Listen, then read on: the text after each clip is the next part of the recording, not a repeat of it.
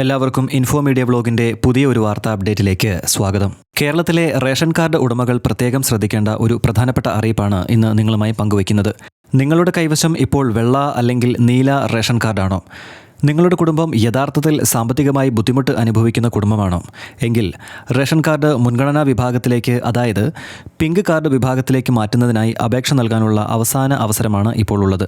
പൊതുവിതരണ ഉപഭോക്തൃകാര്യ വകുപ്പിൻ്റെ അറിയിപ്പ് പ്രകാരം 2026 ജൂൺ 27 മുതൽ ജൂലൈ 17 വരെ അർഹരായ കാർഡ് ഉടമകൾക്ക് ഓൺലൈനായിട്ട് അപേക്ഷ നൽകാം. അതുകൊണ്ട് ഈ വിഷയത്തിൽ ഏറ്റവും പ്രധാനപ്പെട്ട കാര്യം അവസാന തീയതിയാണ്, ജൂലൈ 17.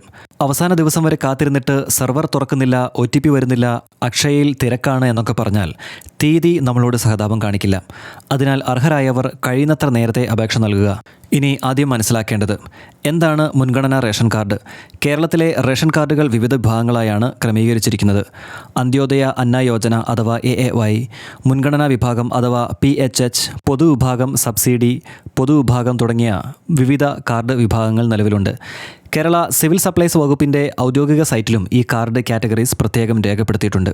ഇപ്പോൾ അപേക്ഷ ക്ഷണിച്ചിരിക്കുന്നത് മുൻഗണനേതര വിഭാഗത്തിൽ ഉൾപ്പെട്ട അർഹരായ കുടുംബങ്ങൾക്ക് PHH വിഭാഗത്തിലേക്ക് മാറുന്നതിനാണ്. അതായത് വെള്ള അല്ലെങ്കിൽ നീല കാർഡുള്ള എല്ലാവർക്കും പിങ്ക് കാർഡ് കിട്ടും എന്നല്ല. ഇത് പ്രത്യേകം ശ്രദ്ധിക്കുക. അപേക്ഷകൻ്റെ കുടുംബ സാഹചര്യം, നൽകിയിരിക്കുന്ന വിവരങ്ങൾ, ബന്ധപ്പെട്ട രേഖകൾ, നിലവിലുള്ള മാനദണ്ഡങ്ങൾ എന്നിവ പരിശോധിച്ച ശേഷമാണ് അർഹത തീരുമാനിക്കുന്നത്. പ്രത്യേകിച്ച് ഒഴിവാക്കൽ മാനദണ്ഡങ്ങളിൽ ഉൾപ്പെടാത്ത കുടുംബങ്ങൾക്കാണ് അപേക്ഷിക്കാനുള്ള അവസരം എന്നാണ് പുതിയ അറിയിപ്പിൽ വ്യക്തമായിരിക്കുന്നത്. ഇനി പലരും ചോദിക്കുന്ന ഒരു പ്രധാനപ്പെട്ട ചോദ്യമുണ്ട്: എങ്ങനെ അപേക്ഷിക്കണം? അർഹരായ കാർഡ് ഉടമകൾക്ക് ബന്ധപ്പെട്ട രേഖകൾ സഹിതം അക്ഷയ കേന്ദ്രങ്ങൾ വഴി അപേക്ഷ നൽകാം. കേരള സിവിൽ സപ്ലൈസ് വകുപ്പിൻ്റെ e-സിറ്റിസൺ പോർട്ടൽ ഉപയോഗിച്ചും ഓൺലൈനായി അപേക്ഷ നൽകാം. ഓൺലൈനായി അപേക്ഷ നൽകാൻ പരിചയമില്ലാത്തവർ അക്ഷയ കേന്ദ്രത്തിൻ്റെ സഹായം തേടുന്നതായിരിക്കും എളുപ്പം. എന്നാൽ ഒരു കാര്യം ശ്രദ്ധിക്കുക: അപേക്ഷയിൽ തെറ്റായ വിവരങ്ങൾ നൽകരുത്. കുടുംബത്തിൻ്റെ യഥാർത്ഥ സാഹചര്യം മറച്ചുവെക്കുകയോ തെറ്റായ രേഖകൾ നൽകുകയോ ചെയ്യരുത്. കാരണം റേഷൻ കാർഡ് എന്നത് വെറുമൊരു നിറമുള്ള കാർഡല്ല. പൊതുവിതരണ സംവിധാനത്തിൻ്റെ അല്ലെങ്കിൽ അതിൽ കൂടി അർഹരായ കുടുംബങ്ങൾക്ക് ആനുകൂല്യങ്ങൾ എത്തിക്കുന്നതിനുള്ള ഒരു പ്രധാനപ്പെട്ട രേഖയാണിത്.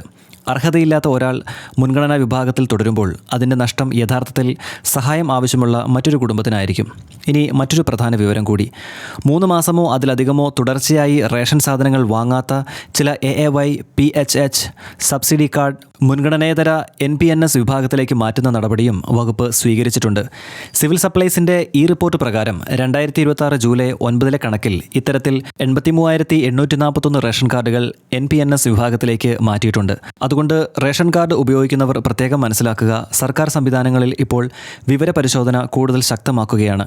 കാർഡ് കൈവശമുണ്ടെന്നത് മാത്രം പോരാ, കാർഡിലെ വിവരങ്ങൾ ശരിയായിരിക്കണം, അർഹതാ മാനദണ്ഡങ്ങൾ പാലിച്ചിരിക്കണം, റേഷൻ സംവിധാനവുമായി ബന്ധപ്പെട്ട അറിയിപ്പുകൾ കൃത്യമായി ശ്രദ്ധിക്കുകയും വേണം. ഇനി നിങ്ങൾക്ക് നിങ്ങളുടെ റേഷൻ ഡീറ്റെയിൽസ് പരിശോധിക്കണമെങ്കിൽ സിവിൽ സപ്ലൈസിൻ്റെ ഔദ്യോഗിക സംവിധാനത്തിൽ 10 ഡിജിറ്റ് റേഷൻ കാർഡ് നമ്പർ ഉപയോഗിച്ച് കാർഡ് ഡീറ്റെയിൽസ് പരിശോധിക്കാനുള്ള സൗകര്യവും ലഭ്യമാണ്. അതുകൊണ്ട് ചുരുക്കി പറഞ്ഞാൽ, വെള്ള അല്ലെങ്കിൽ നീല റേഷൻ കാർഡ് കൈവശമുള്ള മുൻഗണനാ വിഭാഗത്തിൽ യഥാർത്ഥത്തിൽ അർഹതയുള്ള കുടുംബങ്ങൾക്ക് ജൂലൈ 17 അപേക്ഷ നൽകാൻ സാധിക്കും. അത് നൽകുക. അക്ഷയ കേന്ദ്രം വഴിയോ ഔദ്യോഗിക e-സിറ്റിസൺ പോർട്ടൽ വഴിയോ അപേക്ഷ സമർപ്പിക്കാം.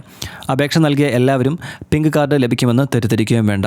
അർഹത പരിശോധിച്ച ശേഷമാണ് അന്തിമ തീരുമാനം എടുക്കുന്നത്. നിങ്ങളുടെ കുടുംബത്തിലോ പരിചയത്തിലോ സാമ്പത്തികമായി ബുദ്ധിമുട്ട് അനുഭവിക്കുന്ന എന്നാൽ ഇപ്പോഴും വെള്ളയോ നീലയോ റേഷൻ കാർഡ് കൈവശമുള്ള അർഹരായ കുടുംബങ്ങൾ ഉണ്ടെങ്കിൽ ഈ വിവരം അവരിലേക്ക് എത്തിക്കുക. ഇത്തരം റേഷൻ കാർഡ് അറിയിപ്പുകൾ, സർക്കാർ പദ്ധതികൾ, പെൻഷൻ, സാമ്പത്തിക സഹായങ്ങൾ, പൊതുജനങ്ങൾക്ക് ഉപകാരപ്രദമായ ഏറ്റവും പുതിയ വിവരങ്ങൾ എന്നിവ അറിയാൻ ഇൻഫോ മീഡിയ ബ്ലോഗ് സബ്സ്ക്രൈബ് ചെയ്യുക. നിങ്ങളുടെ വിലയേറിയ അഭിപ്രായങ്ങൾ കമൻറ്റ് ബോക്സിൽ രേഖപ്പെടുത്തുക. നമുക്കപ്പോൾ മറ്റൊരു വാർത്താ അപ്ഡേറ്റിൽ കണ്ടുമുട്ടാം. നന്ദി.